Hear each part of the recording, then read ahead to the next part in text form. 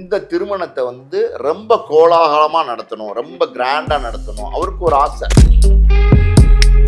அவருடைய ஆசைப்படி வந்து பெரிய லெவல்ல மகளோட திருமணம் செய்யணும் அப்படின்னு சொல்லிட்டு கிட்டத்தட்ட பாத்தீங்கன்னா அரசியல் தலைவர்கள், சினிமா பிரபலங்கள் பத்திரிக்கை வச்சாரு. எல்லா பத்திரிக்கையை வைக்கும் போதும் பாத்தீங்கன்னா ஒரு போட்டோ எல்லாம் எடுத்து அவரோட Facebookல எல்லாம் போட்டு கிங்காங் வந்து என்னடா இத்தனை பேருக்கு வந்து பத்திரிக்கை வச்சுட்டு இருக்காரு, இத்தனை பேர் வருவாங்களா வரமாட்டாங்களா அப்படிங்கிற ஒரு எண்ணம்லாம் இருந்துச்சு. ஆனா நேத்து வந்து காலையில பாத்தீங்கன்னா திருமணம் பெசன் நகர்ல ஒரு முருகன் கோயில்ல நடந்துச்சு. ஆனா வந்து அந்த திருமணத்துல இந்த நடிகர் நடிகை கூட்டம் அப்படின்னா யாருமே வரல. எனக்கு தெரிஞ்சு வந்து எல்லாருமே வரலையே அப்படின்னு ட்ரால் பண்ண போனாங்க. அவரை கிங்காங் வந்து இத்தனை பேருக்கு பத்திரிக்கை கொடுத்தாரு, யாருமே வரல அப்படிங்கிற மாதிரி ட்ரால் ஆகக்கூடிய சூழ்நிலையிலிருந்து பாருங்க, நம்ம முதலமைச்சர் அவர் ஸ்டாலின் அவர் போய் அந்த கல்யாணத்தை அட்டன் பண்ணி யார் வரலைனாலும் கவலைப்படாத தம்பி நான் வரேன் அப்படிங்கிற மாதிரி வந்து அந்த கல்யாணத்தை சிறப்பிச்சிட்டாரு. இது என்ன நயன்தாராவோட திருமணமா? இது எடைக்கு எடை நகை கொடுத்தாரு, எடைக்கு எடை பணம் கொடுத்தாரு, இத்தனை பவுன் போட்டாரு. அதுன்னு இது அம்பானி வீட்டு கல்யாணமா இல்ல வந்து ஐஸ்வர்யா வீட்டு கணேசன் வீட்டு கல்யாணமா? ஏதாவது வந்து இத்தனை பவுன் 1000 பவுன் போடுறதுக்கு 500 பவுன் போடுறதுக்கு அதெல்லாம் கடவுளா நினைக்கிறாங்க. அவங்களே நினைச்சுக்கிறாங்க நம்ம கடவுள் அப்படின்னு நினைக்கிறாங்க. அப்படி இருக்கும்போது இவங்கெல்லாம் வந்து பணம் காசு பொருள் இல்லாதவங்க இவங்க திருமணத்துக்கு போய் நம்ம என்ன பண்ண போறோம் அப்படின்னு நினைக்கிறாங்க. ரஜினிகாந்த் போய் கூப்பிட்டீங்கன்னா அம்பானி வீட்டு திருமணத்துக்கு போவாரு, அங்க டான்ஸ் ஆடுவாரு. என்கிட்ட என் தந்தையார் மறைந்து 2 வருடம் கழித்து வேறொரு விழால எஸ் ஏ சந்திரசேகர் நான் பார்க்கும்போது அவர் என்கிட்ட கேட்கிற கேள்வி வந்து என்னை தூக்கி வாரி போட்டுச்சு. என்ன தெரியுமா கேட்டாரு?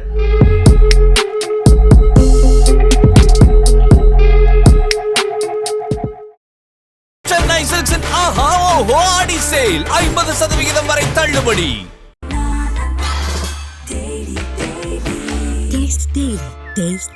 அறுவை சிகிச்சையில் கத்தை என்பது வரலாறு, ரோபோட்டிக் சர்ஜரி என்பது இன்றைய கூறு. தங்கம் புற்றுநோய் சிகிச்சை மையம், நாமக்கல் மற்றும் கான்பூர். கிங் டிவி நேயர்களுக்கு வணக்கம். இன்று நம்முடன் இணைந்திருக்கும் சிறப்பு விருந்தினர் ஆஸ்கார் மூவிஸ் தயாரிப்பாளர் மற்றும் சினிமா விமர்சகர் திரு பாலாஜி பிரபு அவர்கள். சார் வணக்கம். சார் வணக்கம். சார், சமீபத்தில் நடிகர் கிங்காங் அவர்களுடைய மகள் கீர்த்தனா திருமணம் நடந்து முடிஞ்சது. அதை பற்றி பேசுறதுக்கு முன்பாக நடிகர் கிங்காங் அவர்கள் நீண்ட காலமாக திரையுலகத்தில் டிராவல் பண்ணிட்டு வராரு. அவரை பற்றின ஒரு நினைவூட்டல் கொடுங்க சார். கிங்காங்கை பற்றி பேசுறதுக்கு முன்னாடி அவர் யாரை பார்த்து யாரை இன்ஸ்பயர் பண்ணி சினிமாவுக்கு வந்தார் அப்படின்னா, தவக்காலேன்னு ஒரு நடிகர். அவர் வந்து முந்தானை முடிச்ச படத்தில் பாக்கியராஜ் வந்து அறிமுகப்படுத்தியிருப்பார். அவர் வந்து கிங்காங் மாதிரியே கிங்காங் உயரத்தில் தான் இருப்பார். அந்த நடிகர் வந்து அந்த படத்தில் நடிக்கும் போது அந்த படத்தில் நடித்த போது மிகப்பெரிய பேர் கிடைச்சிச்சு தவக்காலைக்கு. அதாவது அந்த முந்தானை முடிச்சு படம் ரிலீஸ் ஆனதுக்கப்புறம் பார்த்தீங்கன்னா கிட்டத்தட்ட பார்த்தீங்கன்னா தவக்காலைக்கு மட்டுமே 20-30 படம் இருந்துச்சு. தொடர்ந்து எல்லா தயாரிப்பாளர்களும் தவக்காலை வேணும்னு கேட்க ஆரம்பிச்சிட்டாங்க. தவக்காலைக்கு வந்து சாப்பிட்றதுக்கு நேரம் இல்லை, தூங்குறதுக்கு நேரம் இல்லை, எதுக்குமே நேரம் இல்லை. ஒவ்வொரு படப்பிடிப்பாக ஓடிக்கிட்டே இருக்காரு, எல்லா படத்துலையும் நடிச்சுட்டே இருக்காரு. அவ்வளோ பிஸி ஆகிட்டாரு. அந்த படத்தில் தவக்காலை நடிக்கிறதுல ஒரு காட்சி வந்து ரொம்ப வந்து பாப்புலர் ஆயிடுச்சு. அது என்ன அப்படின்னா, தவக்காலை வந்து அந்த பள்ளியினுடைய மாணவனாக இருப்பார். ஒரு கவர்மெண்ட் ஸ்கூல், அது ஒரு வில்லேஜில். அப்போ வந்து அவருடைய போட்டுட்டு வந்த அந்த காக்கி ட்ரௌசர் இருக்கு இல்லையா, மேலே வந்து வெள்ளை சட்டை போட்டுப்பாரு. அந்த காக்கி ட்ரௌசரில் பார்த்தீங்கன்னா ஒரு பட்டன் வந்து இருக்காது ட்ரௌசரில். அந்த பட்டன் இல்லாமல் அது வந்து ஓப்பனாக ஓட்டையாக இருக்கும்.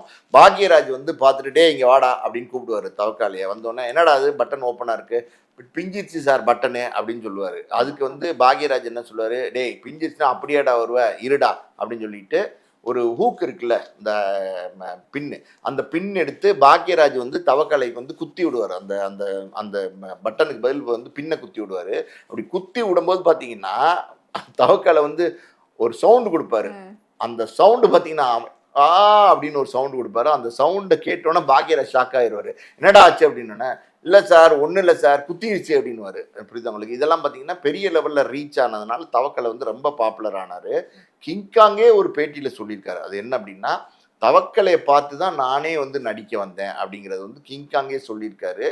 கிங்காங் வந்து சினிமா முயற்சி எடுத்து வர்றதுக்கு முன்னாடி கிங்காங்கோட பேர் என்ன அப்படின்னு பார்த்தீங்கன்னா சங்கர் ஏழுமலை. ஓகேவா? இவர் வந்து வந்தவாசி பக்கத்தில் ஒரு கிராமத்தில் ரொம்ப ரொம்ப ஒரு வறுமையான குடும்பத்தில் இருந்த ஒரு பையன். எப்படியாவது சினிமாவில் நடிக்கணும் அப்படிங்கிற ஒரு ஆர்வத்தில் தவக்கலையெல்லாம் பார்த்துட்டு நம்மளும் நடிக்கக்கூடாதா, நமக்கும் வாய்ப்பு கிடைக்காதா அப்படிங்கிற நம்பிக்கையில் சினிமாவில் வந்து முயற்சி பண்ணுறாரு, வாய்ப்பு தேடுறாரு. அப்போ வந்து இவருக்கு கலைப்புலி சேகர் அப்படிங்கிறவர் தான் வந்து சினிமாவில் வந்து கிங்காங்கை அறிமுகப்படுத்துறாரு. இந்த கலைப்புலி சேகர் யாருன்னா, இதுக்கு முன்னாடி நம்ம கலைப்புலி தானு இருக்கார் இல்லையா, அவருடைய பார்ட்னராக இருந்தார். கலைப்புலி தானுவும் கலைப்புலி சேகரனும் சேர்ந்து தான் யார் அப்படிங்கிற ஒரு சில படங்கள்லாம் எடுத்தாங்க. அதுக்கப்புறம் வந்து 2 பேரும் பிரிஞ்சுட்டாங்க. ஒரு பக்கம் கலைப்புலி தானுன்னு அவர் படம் எடுத்துட்டு இருக்காரு. இன்னொரு பக்கம் பார்த்தீங்கன்னா கலைப்புலி சேகரன் அப்படின்னு வந்து அவர் வந்து தொடர்ந்து படங்கள் எடுத்துட்டு இருந்தாரு. இந்த கலைப்புலி சேகரன் தான் இந்த கிங்காங்கை பார்த்து வந்து படத்தில் அறிமுகப்படுத்துறாரு முதல்ல. இந்த பேர் கிங்காங்கிற பேரே வந்து மாற்றி வைக்கிறது யாருன்னு பார்த்தீங்கன்னா கலைப்புலி சேகரன் தான் மாற்றி வைக்கிறாரு. சமீபத்தில் கிட்டத்தட்ட ஒரு 2 மாதத்துக்கு முன்னாடி வந்து அந்த கலைப்புலி சேகரன் வந்து மறைஞ்சிட்டாரு. ஸோ கிங்காங் அந்த படத்தில் கலைப்புலி சேகர் கிட்ட அறிமுகமானதுக்கப்புறம் அடுத்தடுத்து நிறைய படங்கள் வந்து வாய்ப்பு கிடைக்குது. இந்த மாதிரி ஒரு பர்டிகுலராக இருக்கிற நடிகர்களை வந்து சினிமா துறையில் வந்து அது தேவைங்கிறதுக்காண்டி பல இடங்களில் வந்து பயன்படுத்திப்பாங்க. ஸோ அந்த காட்சிக்கு தேவை அப்படிங்கிறதுனால பல படங்களில் வந்து இந்த மாதிரி கேரக்டர் கொடுக்கும்போது ரொம்ப நல்லா நடித்தார் கிங்காங்கை பொறுத்த வரைக்கும். நல்லா டான்ஸ் பண்ணுவார், நல்லா நடிப்பார், நல்லா காமெடி பண்ணுவார். எல்லா டேலண்ட் வந்து கிங்காங்கிட்ட இருந்துச்சு. அது மாதிரி தவக்கலைக்கு வந்து ஒரு பெரிய மார்க்கெட் இருந்த மாதிரி கிங்காங்குமே ஒரு நல்ல மார்க்கெட் இருந்துச்சு. அதுக்கப்புறம் பார்த்தீங்கன்னா குள்ளமணின்னு ஒரு நடிகர் இருந்தார். இவங்கெல்லாம் வந்து சினிமாவில் வந்து ஒரு சமகாலத்தில் வந்து நடிச்சிட்டு இருந்தாங்க.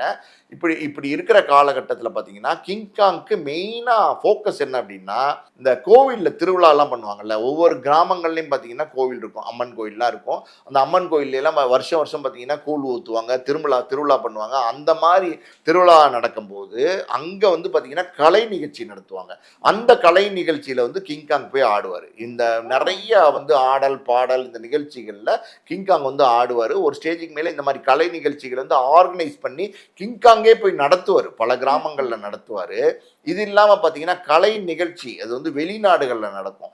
அந்த வெளிநாடுகள்லையும் பல வெளிநாடுகளில் போய் இவர் வந்து பங்கு பெற்று பல கலை நிகழ்ச்சியில் வந்து கலந்துட்டு இருக்கிறாரு. படத்தில் 300 படம் நடிச்சிருக்காருன்னா கிட்டத்தட்ட 3000-4000 கலை நிகழ்ச்சியில பண்ணி பங்கேற்று படங்களை விட இதுல பிரபலமானதா? ஆமாம், உண்மையிலுமே படங்களை விட இவர் வந்து கலை நிகழ்ச்சியில் சம்பாரிச்சது தான் ஜாஸ்தி. படங்கள் வந்து ஒரு சம்பளம் கொடுப்பாங்க, அது ஒரு காலகட்டத்துக்கு சரியாயிரும், அடுத்த வாய்ப்பு எப்போ வரும்னு தெரியாது. ஆனால் அந்த கலை நிகழ்ச்சிங்கிறது வந்து தொடர்ந்து நடந்துகிட்டே இருந்ததுனால, தொடர்ந்து இதை வந்து அவர் பண்ணிகிட்டே இருந்ததுனால இவருக்கு வந்து ஒரு நல்ல ஒரு நியாயமான ஒரு வருமானம் வந்துச்சு. அதனால வந்து அவர் வந்து அதை சம்பாரித்து எம்ஜிஆர் நகரில் வந்து ஒரு வீடை வாங்கினார். இதுதான் கிங்காங்குடைய வரலாறு. இந்த கிங்காங் வந்து இப்போ அவருடைய மகள் திருமணத்தை நடத்தியிருக்கிறாரு.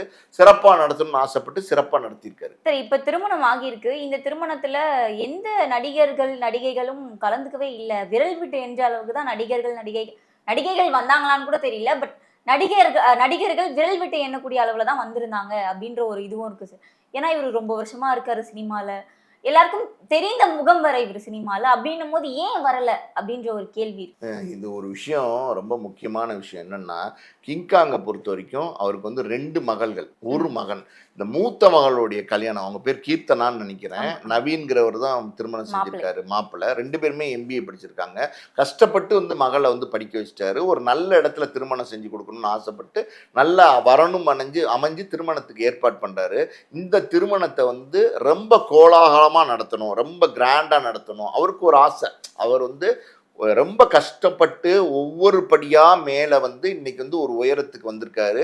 இன்னைக்கு கிங்காங்னு சொன்னால் பெரிய பண வசதி உள்ளவரா, பொருள் உள்ளவரா அப்படின்னு இல்லாட்ட கூட எல்லாருக்கும் தெரிகிற ஒரு நடிகராக இருக்காரு. அப்படி இருக்கும்போது அவருடைய ஆசைப்படி வந்து பெரிய லெவலில் மகளோட திருமணம் செய்யணும் அப்படின்னு சொல்லிட்டு கிட்டத்தட்ட பார்த்தீங்கன்னா அரசியல் தலைவர்கள், சினிமா பிரபலங்கள் எல்லாருமே பார்த்தீங்கன்னா அங்கே சிவராஜ்குமார்லாம் போய் பார்த்தாரு. இங்கே முக்கிய புள்ளிகள் பல நடிகர்களுக்கு வந்து பத்திரிக்கை வச்சாரு, எல்லாமே பண்ணாரு. எல்லா பத்திரிக்கையை வைக்கும் போதும் பாத்தீங்கன்னா ஒரு போட்டோலாம் எடுத்து அவரோட ஃபேஸ்புக்ல எல்லாம் போட்டாரு. நமக்கு ஒரு எதிர்பார்ப்பு இருந்துச்சு. ஆமா, அதுலயே ஒரு எதிர்பார்ப்பு இருந்துச்சு. கிங்காங் வந்து என்னடா இத்தனை பேருக்கு வந்து பத்திரிக்கை வச்சுட்டு இருக்காரு, இத்தனை பேர் வருவாங்களா வரமாட்டாங்களா அப்படிங்கிற ஒரு எண்ணம்லாம் இருந்துச்சு. ஆனா நேத்து வந்து காலையில பாத்தீங்கன்னா திருமணம் பெசன் நகர்ல ஒரு முருகன் கோயில்ல நடந்துச்சு. அதுக்கப்புறம் மாலை வந்து ரிசப்ஷன் அசோக் நகர்ல ஒரு மண்டபத்துல நடந்துச்சு. அங்க யாராவது இவர் வந்து நூற்றுக்கணக்கான பேருக்கு வந்து பத்திரிக்கை வச்சார். நேர தேடி போய் பிரபல நடிகர்களுக்கு நடிகைகளுக்கு எல்லாமே வச்சாரு, நிச்சயம். இயக்குனர்களுக்கு வச்சாரு, இசையமைப்பாளர் வச்சாரு, எல்லாருக்குமே வச்சாரு, அரசியல் தலைவர் வச்சாரு, எல்லாருமே வச்சாரு. ஆனா வந்து அந்த திருமணத்துல இந்த நடிகர் நடிகை கூட்டம் அப்படின்னா யாருமே வரல. வரல. எனக்கு தெரிஞ்சு வந்து விஷால் வந்ததா சொல்றாங்க. மற்றபடி வந்து எந்த பிரபல நடிகருமே வந்து இந்த கல்யாணத்துக்கு வரல. இது எப்படின்னா, அதாவது இந்த மாதிரி நடிகர்கள் அப்படின்னா இவங்க வந்து அந்த சினிமால ஒரு காலகட்டத்தில் இவங்க தேவைப்படுவாங்க. அந்த தேவைக்கு இவங்கள வந்து சினிமாக்காரவங்க பயன்படுத்துவாங்க. அப்படி நம்ம உதாரணம் சொல்லணும்னு வச்சுங்க, குண்டு கல்யாணம்னு ஒரு நடிகர் இருந்தார், பிந்து கோஷ்னு ஒரு நடிகை இருந்தாங்க, அதுக்கப்புறம் பார்த்தீங்கன்னா போண்டாமணின்னு ஒரு நடிகை இருந்தார், பகோடா காதர்னு ஒரு நடி இருந்தார், உஸ்லமணி, அதுக்கப்புறம் எண்ணத்த கண்ணையா, அப்புறம் பார்த்தீங்கன்னா நம்ம குமரிமுத்து, கல்லாப்பட்டி சிங்காரம், இப்படிப்பட்ட நடிகர்கள்லாம் பார்த்தீங்கன்னா ரொம்ப ஸ்பெஷல் கேரக்டர்ஸு, ரொம்ப வந்து எக்ஸ்க்ளூசிவாக பயன்படுத்துவாங்க. அந்த நேரத்துக்கு அவங்க இருந்தால் தான் அந்த படத்துக்கு ப்ளஸ்ஸாக இருக்கும். அப்படி வந்து இவங்களை எல்லாம் பயன்படுத்திட்டு இந்த சினிமா வந்து இவங்க யாரையுமே அதுக்கப்புறம் கண்டுக்கல. அந்த காலகட்டத்தில் ஒரு சம்பளம் கொடுத்துருப்பாங்க. அந்த சம்பளம் கொடுத்ததுக்கப்புறம் அவங்களுக்கு ஒரு மார்க்கெட்டுன்னே இருந்திருக்காது. அவங்க ஒரு சின்ன சம்பளம் வாங்கி நடிச்சிருப்பாங்க. எவ்வளோ வாங்கியிருப்பாங்கன்னா 200 300 தான் வாங்கி நடிச்சிருப்பாங்க அந்த காலகட்டங்களில். இன்னைக்கு ஒரு 3000 கொடுக்குறாங்கன்னு வச்சுக்கோங்களேன். இந்த 3000 எத்தனை நாளைக்கு இந்த 3000 வச்சு ஓட்ட முடியும்? ஒரு நாள் படப்பிடிப்புக்கு வாய்ப்பு வந்துச்சுன்னா 7 நாள் வாய்ப்பு இல்லாமல் இருப்பாங்க நடிகர்கள், இந்த மாதிரி நடிகர்கள். ஸோ அப்படி இருக்கும்போது இவங்களை எல்லாம் சினிமா ஒரு காலத்தில் தனக்கு தேவைன்னு சினிமாவில் உள்ளவங்க பயன்படுத்திக்கிட்டாங்க. பயன்படுத்தினதுக்கப்புறம் இவங்களையெல்லாம் தூக்கி போட்டாங்க சினிமாவில். யாருமே வந்து இவங்களை கண்டுக்கல. ஒருத்தர் கூட இவங்களை நினைக்கவும் இல்லை, உதவி செய்யணும்னு நினைக்க கூட இல்லை. சமீபத்தில் பார்த்தீங்கன்னா இந்த பிந்து கோஷ்ங்கிற நடிகையெல்லாம் பார்த்தீங்கன்னா இறந்த போது அங்கே ஒரு 4 பேர் கூட போல. அவங்க சினிமாக்காரவங்கன்னு யாருமே போல, ஒரு அனாதை மாதிரி இருந்தாங்க. சினிமாவில் இவ்வளோ உயரத்துக்கு இவ்வளோ தூரம் சினிமா ஓடுறதுக்கு ப்ளஸ்ஸாக இருந்து நடித்து கொடுத்த இவங்களுக்கெல்லாம் யாருமே மரியாதை பண்ணல. உசிலமணிலேருந்து எத்தனையோ நடிகர்களுக்கு இதே நிலைமை தான், குமரிமுத்து, எல்லாத்துக்குமே. இது வந்து இப்போ சினிமாவில் வந்து ரொம்ப சாதாரணமாக நடக்கிற ஒரு விஷயம்தான். இப்போ வந்து கிங்காங் அவர் ஆசைப்பட்டு எல்லாருக்கும் போய் பத்திரிக்கை வச்சாரு, எல்லாரும் வருவாங்கன்னு ஆசைப்பட்டாரு. ஒரு நடிகன், ஒரு கடை நிலையிலிருந்து வந்த ஒரு நடிகன், அவரு தன்னுடைய மூத்த மகள் முதல் கல்யாணம் நடக்குதுன்னு ஆசைப்பட்டு எல்லாருக்கும் பத்திரிக்கை வைக்கிறாரு. யாராவது 4 பேர் வரலாமே, ஏன் வரக்கூடாது? வந்திருந்தாங்க, ஜெயக்குமார் அவர்கள் வந்திருந்தாங்க, பட் நடிகர்கள், இவர் திரைத்துறையை சார்ந்த மக்கள் யாருமே வரலையே அப்படின்ற ஒரு எண்ணம் இருந்துச்சு. அதுதான் சொல்ல வரேன். இந்த மாதிரி ஆசைப்பட்டு பத்திரிக்கை வச்சவர் யாராவது ஒரு நடிகர் வந்து அவங்க மரியாதை பண்ணாங்க. ஒரு பெரிய நடிகர் வந்து இப்போ ரஜினிகாந்தோ இல்லை வந்து கமலோ இல்லை விஜயோ அஜித்தோ இந்த மாதிரி உச்சபட்சத்தில் இருக்கிற ஒரு நடிகர் வந்து மரியாதை செஞ்சிருந்தா எவ்வளவு நல்லா இருக்கும். பிரஸ்டீஜ் போயிடும்னு வேற சொல்றாங்களே. சரி, ஏன்னா ஏ கிரேட்ல இருக்கக்கூடிய நடிகர்கள், கோடிக்கணக்கில் சம்பளம் வாங்கக்கூடிய நடிகர்கள் ஏ கிரேட் ஆகவும், லட்சக்கணக்கில் வாங்கக்கூடிய நடிகர்கள் பி கிரேடு, இவங்க லட்சத்திற்கு கீழே வாங்கக்கூடிய இந்த மாதிரியான நடிகர்கள் ஒரு கிரேட்ல இருக்காங்க. சி கிரேட்ல கல்யாணம் ஆகக்கூடிய நடிகர்களுடைய திருமணத்திற்கெல்லாம் இந்த ஏ கிரேடு பி கிரேட்ல இருந்து நடிகர்கள்லாம் வரமாட்டாங்க, அவங்களுக்கு அது பிரஸ்டீஜ் ஆயிரும் அப்படின்னு சொல்லப்படுதே சார், அது உண்மையா? முதல்ல வந்து இந்த ஏ கிரேட் பி கிரேட் சி கிரேட்னு சொல்றீங்கல்ல, இது வந்து எப்படின்னா நீங்க பணம் புகழ் இருந்தால் தான் உங்களுக்கு ஏ கிரேட் பி கிரேட் சி கிரேட்லாம். இதெல்லாம் எதுவுமே இல்லை, நீங்க இழந்துட்டீங்க, நீங்க ரோட்டுக்கு வந்துட்டீங்கன்னா இந்த எந்த கிரேடுமே கிடையாது உங்களுக்கு. மொத்தத்திலேயே வந்து உங்களை தூக்கி போட்டுருவாங்க. இதுதான் சினிமா உலகம். நன்றி கெட்ட சினிமா உலகம் அப்படின்னா அது வந்து ரொம்ப பொருத்தம். இந்த வார்த்தை வந்து சினிமா உலகத்தை பொறுத்த வரைக்கும் இது வந்து ரொம்ப சாதாரணமா சினிமாவில் நடக்கும்.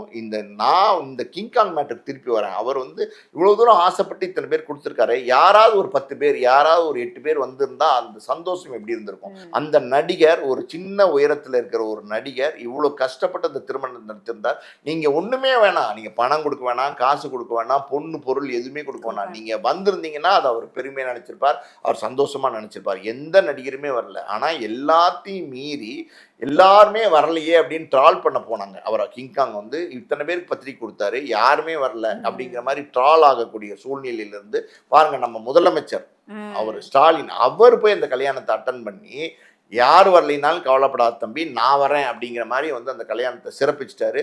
இப்போ ஸ்டாலின் முதலமைச்சர், ஒரு ஸ்டேட்டினுடைய முதலமைச்சரே வந்து அந்த கல்யாணத்தில் அட்டன் பண்ணோன்னே யாரும் எதுவும் பேச முடியல, மூச்சு பேச்சு இல்லாமல் இருக்காங்க. ஆனால் நடிகர்கள், சினிமா துறையில் உள்ளவங்க, சினிமா துறையில் வந்து இவரை பயன்படுத்தினவங்க இன்னைக்கு வந்தாங்கன்னா யாருமே வரல. தான் சொல்கிறேன், நன்றி கெட்ட மனிதர்கள், சினிமா துறையில் இருக்கவங்க நன்றி கெட்ட மனிதர்கள். அதை வந்து கிங்காங் திருமணத்திலையும் மறுபடியும் நிரூபிச்சிட்டாங்க. நீங்க சொன்ன மாதிரி இந்த கிங்காங் திருமணத்துல நடிகர்கள் வராதனால ட்ரால் செய்யப்பட்டது ஒரு பக்கம் இருந்தாலும், இன்னொரு பக்கம் திருமணம்னா நிச்சயமா டௌரிய பத்தி பேசுவாங்க. மணமகள் கீர்த்தனாக்கு எடைக்கா தங்கம் கொடுத்தாரு கிங்காங். அந்த அளவுக்கு ஒரு செல்வாக்கான இது பண்ணாங்க. ஹெலிகாப்டர்ல இருந்து ரோஜா இதழ்கள் எல்லாம் கொட்டினாங்க. பயங்கர கிராண்டா இருந்தது, பிரம்மாண்டமா இருந்தது. பல கோடியில வந்து செலவு பண்ணாங்க அப்படின்லாம் ஒரு புரளி இருக்கு. இது உண்மையா? இது என்ன நயன்தாராவோட திருமணமா இது? பயங்கரமா ஏன்னா draw அப்படிதான் பண்றீங்க. சொல்லிட்டு இருக்காங்க சார். அதாவது அவர் வந்து கஷ்டப்பட்டு அந்த கல்யாணத்தை நடத்துறாருமா. அவர் எவ்வளவு கஷ்டப்படுறாரு, எவ்வளவு ரத்தம் சிந்திருப்பாரு, எவ்வளவு வேர்வை சிந்திருப்பாருன்னு அவரை போய் கேளுங்க. அவருடைய எத்தனை வேதனைகளை இந்த கல்யாணம் நடத்துறதுக்குள்ள அவர் அனுபவிச்சிருப்பாரு, எவ்வளவு அவமானங்களை சந்திச்சிருப்பாரு, இதெல்லாம் அவரை போய் கேளுங்க. அதை விட்டுட்டு எடைக்கு எடை நகை கொடுத்தாரு, எடைக்கு எடை பணம் கொடுத்தாரு, இத்தனை பவுன் போட்டாரு, அதுன்னு இது அம்பானி வீட்டு கல்யாணமா இல்ல வந்து ஐஸ்வர்யா வீட்டு கணேசன் வீட்டு கல்யாணமா? ஏதாவது வந்து இத்தனை பவுன் 1000 பவுன் போடுறதுக்கு 500 பவுன் போடுறதுக்கு அதெல்லாம் ஒண்ணுமே கிடையாதுமா. கஷ்டப்பட்ட ஒரு மனிதன், கடைநிலையில இருந்த ஒரு மனிதன், அவருடைய ஆசை அவருடைய மகளுடைய கல்யாணத்தை ரொம்ப சிறப்பா நடத்தணும்னு அவர் செஞ்சு காமிச்சிட்டார். மற்றபடி வந்து அதுல போய் வந்து இத்தனை கோடி போட்டாரா, இத்தனை பணத்தை கொடுத்தாரா, இத்தனை பவுனை போட்டாரா அப்படின்லாம் பேசுறதெல்லாம் திருப்பி பார்த்தீங்களா, ரொம்ப ரொம்ப தப்பு. இது ரொம்ப மிகப்பெரிய கண்டிக்கத்தகுந்த இது உண்மை இல்ல. இந்த எடைக்கு தங்கம் அதெல்லாம் உண்மை இல்ல. எதுவுமே உண்மை இல்லம்மா. எடைக்கு தங்கம் கொடுக்கறதுக்கு அவர் என்னம்மா கோடீஸ்வரராம்மா? சாதாரண மனிதன்மா, எளிய மனிதன். நீங்க அவருடைய உணர்ச்சிகளை மதிக்கலைனாலும் பரவாயில்ல, தவறா வந்து பேசுறது ரொம்ப தப்பு. நிச்சயமா நிச்சயமா. சரி, இப்போ இந்த நடிகர்கள் இப்போ பொதுவாகவே இந்த பிரஸ்டீஜ் பாக்குறதுன்றது எதனால சார் வருது? இப்போ ஒரு நடிகர், ஒரு சின்ன நடிகர் இருக்காங்கன்னா அவங்க வீட்டு இல்ல திருமண விழாவிற்கோ இல்ல ஏதோ ஒரு ஃபங்க்ஷனுக்கோ போனா இவங்களுக்கு பட வாய்ப்புகள் மறுக்கப்படுமா, இல்ல இதனால இவங்களுடைய வேல்யூ கம்மியாகுமா சார்? என்ன காரணம் அங்க வராம இருக்கிறதுக்கு? இல்ல ஸ்டேட்டஸ் தான்மா.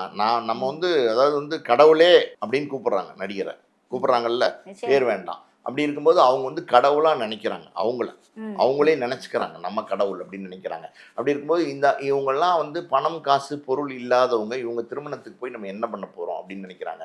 ரஜினிகாந்தை போய் கூப்பிட்டீங்கன்னா அம்பானி வீட்டு திருமணத்துக்கு போவாரு, அங்க டான்ஸ் ஆடுவாரு. நம்மள மாதிரி எளிய மனிதர்கள் கூப்பிட்டு திருமணத்துக்கு அவர் வருவாரா? சினிமா சம்பந்தப்பட்ட எத்தனையோ திருமணங்கள் நடந்துகிட்டு இருக்கு. எத்தனையோ அவர் சார்ந்த, அவருக்கு உதவி செய்த, அவரை வைத்து படம் எடுத்த தயாரிப்பாளர்கள், இயக்குநர்கள், அவங்க வீட்லாம் திருமணம்லாம் நடந்துட்டு இருக்கு. எந்த திருமணத்திலயா ரஜினி கலந்துருக்காரா? ஆனா அம்பானி வீட்டு கல்யாணத்துல போய் ஆடுறாரு. 2 கோடி ரூபாய் கிஃப்ட் கொடுக்குறாங்க. அந்த கிஃப்ட்டை வாங்கிட்டு வர்றாரு. ஏன் ரஜினி காசு இல்லையா? அந்த 2 கோடி ரூபாய் கிஃப்ட் வாங்கிட்டு வர்றாரு. சரி, அது ஒரு பக்கம் இருக்கட்டும். அதாவது இன்னைக்கு வந்து தாவேகா தலைவரா வந்து விஜய் மாறிட்டாரு. இன்னைக்கு அவர் வந்து இந்த அஜித் குமார் சமீபத்தில் திருப்புவனத்தில் நடந்துச்சுல, அந்த கொலை வந்து அந்த கொலை நடந்ததுக்காண்டி வந்து கண்டனம் தெரிவித்து வருத்தம் தெரிவித்து அவங்க குடும்பத்தை போய் பார்த்துருக்காரு.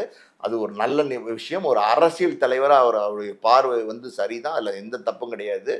ஆனால் அப்படிப்பட்ட விஜய் அவரை வைத்து படம் எடுத்த முதலாளிகள், தயாரிப்பாளர்கள், அதாவது வந்து நான் லிஸ்டே தருவேன். நண்பன் படம் எடுத்தார் இல்லையா ரவி பிரசாத், அவருடைய மறைவுக்கு, தயாரிப்பாளர் மறைவுக்கு விஜய் போனாரா அப்படின்னா போல. மின்சார கண்ணான்னு ஒரு படம் எடுத்தார், கேஆர்ஜின்ற ஒரு பெரிய தயாரிப்பாளர், அவரோட மறைவுக்கு போனாரா போல. ஒன்ஸ் மோர்னு ஒரு படம் எடுத்தார், சிவி ராஜேந்திரன் ஒரு இயக்குனர் தயாரிப்பாளர், அவரோட மறைவுக்கு போனாரா போல. இன்னும் பார்த்தீங்கன்னா சொல்லிக்கிட்டே போகலாம் அந்த லிஸ்ட். இன்னும் எத்தனையோ பேர் இருக்காங்க. அதாவது வந்து பைரவா படம், அந்த படத்தை எடுத்த நாகி ரெட்டி, அவர் பெரிய தயாரிப்பாளர், அவருடைய பையன் வெங்கட்ராம ரெட்டி, அவரோட மறைவுக்கு போனாரா போல. இப்படி இந்த தயாரிப்பாளர்கள் மறைவுக்கே வந்து விஜய் போல. முதல்ல வந்து விஜயை வெளிப்படம், அதாவது அவுட் சைட் பேனரா கமிட் பண்ணி படம் எடுத்தது நாங்கள் தான். அதாவது எங்களுடைய படத்துல தான் விஜய் நடிச்சாரு. என்னுடைய தந்தையார் எம் பாஸ்கர், அவரோட மறைவுக்கு விஜய் வந்தாரா? வரல. ஸோ இதுவாது பரவாயில்ல, மன்னிச்சிடலாம். ஒரு 2 அந்த படம் விஷ்ணு படத்தினுடைய நடிகர் விஜய், அதுதான் முதல் படம், வெளிப்படம். அதுக்கப்புறம் அந்த படத்தினுடைய இயக்குனர் வந்து எஸ்.ஏ. சந்திரசேகர். அந்த படத்தில் வந்து தொட்டபெட்டா ரோட்டு மேலே முட்டை புரோட்டா அப்படின்னு ஒரு பாட்டை வந்து விஜயும் சோபா சந்திரசேகர் 2 பேரும் சேர்ந்து பாடியிருக்கிறாங்க. இவ்வளோவெல்லாம் தொழில் ரீதியாக ஒற்றுமையாக இருந்தவங்க என்கிட்ட என் தந்தையார் மறைந்து 2 வருடம் கழித்து வேறொரு விழாவில் எஸ்.ஏ. சந்திரசேகர் நான் பார்க்கும்போது அவர் என்கிட்ட கேட்குற கேள்வி வந்து என்னை தூக்கி வாரி போட்டுச்சு. என்ன தெரியுமா கேட்டாரு? அப்பா எப்படிமா இருக்காரு அப்படின்னு கேட்குறாரு. அப்பா மறைஞ்சதே உங்களுக்கு தெரியல, அந்த அளவுக்கு நீங்க எங்கேயோ இருக்கீங்க. அப்போ உங்களை வச்சு படம் எடுத்த ஒரு தயாரிப்பாளர், விஜய்க்கு முதல்ல வந்து ஒரு வெளிப்படம் வாய்ப்பு கொடுத்த ஒரு தயாரிப்பாளர், அந்த தயாரிப்பாளர் உயிரோட இருக்காரா செத்துட்டாரான்னு கூட உங்களுக்கு தெரியல. அப்படின்னா நீங்க என்ன மாதிரியான மனப்போக்குல இருக்கீங்க, என்ன மாதிரியான சூழ்நிலையில் நீங்க வாழ்ந்துட்டு இருக்கீங்க? எவ்வளவு அசிங்கமா. அதெல்லாம் தெரிஞ்சுக்கிறதுக்காக உங்களுக்கு வேற வேலை இல்லையே உங்களுக்கு அப்படின்னு அசால்ட்டா சிலர் சொல்லுவாங்க சார். அது எல்லாம் இங்க பாருங்கம்மா, அதெல்லாம் தெரிஞ்சுக்கிறதுக்கு வேலையா? அதெல்லாம் இல்லை. நீங்க ஒரு நேரத்துல பசிக்குதுன்னு ஒரு இடத்துல போய் நின்னீங்கன்னா, அன்னைக்கு சோறு போட்டான் பார்த்தீங்களா ஒருத்தன், அவனை நீங்க சாகிற வரைக்கும் மறக்கக்கூடாது. இது வேலையா வேலை இல்லையா, பணம் வந்துருச்சு, காசு வந்துருச்சு, பெரிய BMW கார் வந்துருச்சு, ஆடி கார் வந்துருச்சு, பெரிய பங்களா, அது இதுன்னு நம்ம இருந்தாலும் உங்களுக்கு ஆரம்பத்துல வந்து தவிச்ச வாய்க்கு தண்ணி கொடுத்தான்ல அவனை நீங்க மறக்கக்கூடாது. புரியுதா உங்களுக்கு?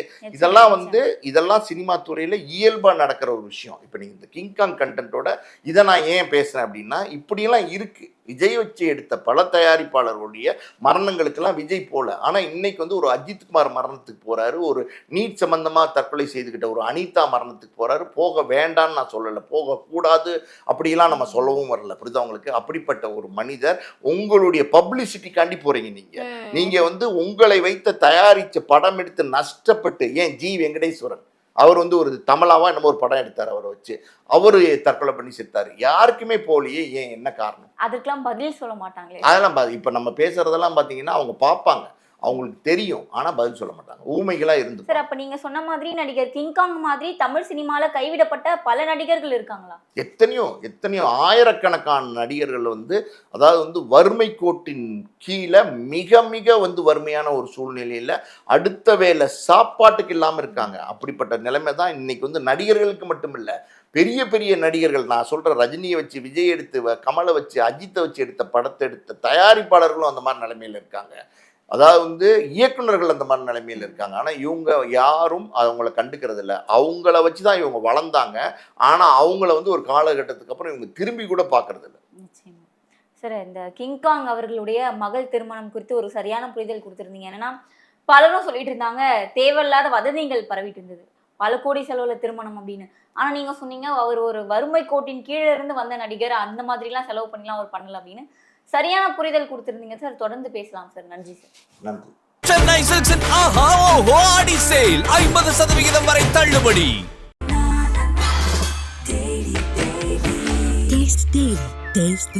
அறுவை சிகிச்சையில் கத்தை என்பது வரலாறு, ரோபோட்டிக் சர்ஜரி என்பது இன்றைய கூறு. தங்கம் புற்றுநோய் சிகிச்சை மையம், நாமக்கல் மற்றும் கான்பூர்.